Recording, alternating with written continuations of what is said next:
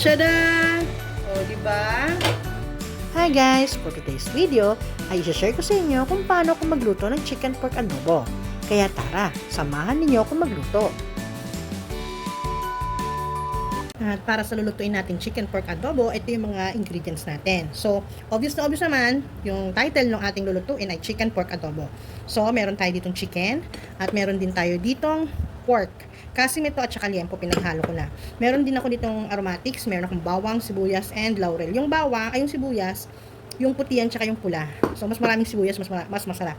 Meron ako ditong pamintang durog at pamintang buo at syempre hindi mawawala ang ating toyo at suka. So guys, pag nagluluto ako ng adobo, hindi ako nagigisa.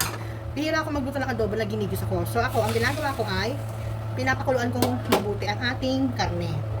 So ayan guys, pakukuluan lang natin to, patutuyuan natin hanggang sa malambot.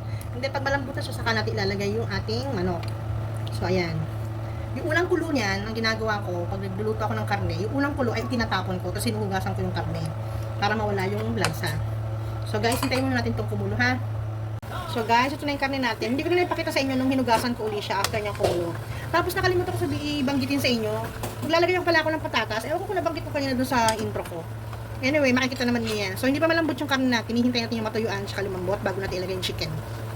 O, diba guys? So, patutuyuan pa natin siya ng konti. Hindi natin malambot na. Hindi pa siya malambot guys. Gusto ko siya yung malambot. Yun kasi yung gusto ng mga anak ko tsaka ni daddy. So, balikan natin siya pag malambot na guys. So guys, ilalagay na natin yung ating chicken. Ayan, diba? Tapos, saluin natin. Ganyan ako magluto ng adobo guys. And then, ilalagay ko na yung mga spices natin. Pakukuluan lang natin yan guys. Ganyan. Ayan.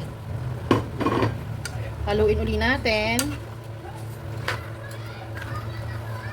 Tapos, ilagay ko na ang ating pamintang buo at pamintang durog. So, mamaya natin maglalagay ng toyo.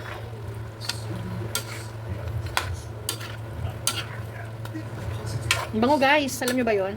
Pag naglagay ka na ng aromatics, ang bango na niyan. Ayan, natanggal na yung buto ng liempo, tanggalin na natin.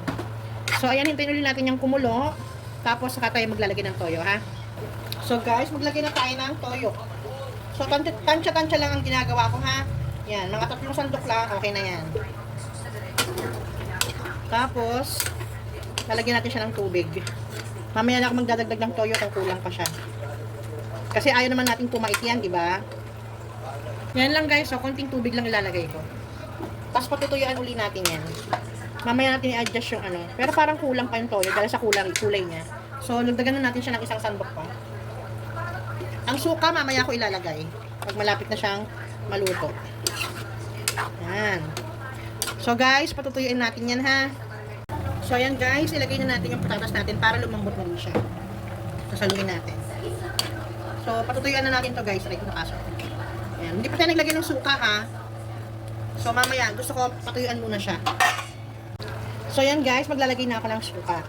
So, kapag naglalagay ako ng suka, sa gitna lang, tapos, hindi ko muna siya hinahalo. Natutunan ko yun sa tita ko na sabi, pag nagluto siya ng adobo, sabi niya, pag maglalagay ka rin ng suka, wag daw hahaluin kasi mahihilaw ata, parang something like that, ganun.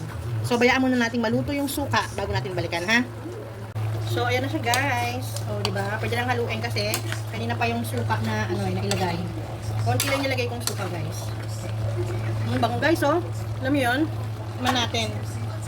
So, titignan ko muna siya, guys. Sarap. Konti pa, guys. Gusto ko pa siyang patuyuan ng konti pa. Sarap, guys. Tada! Guys, luto na. Kain na tayo.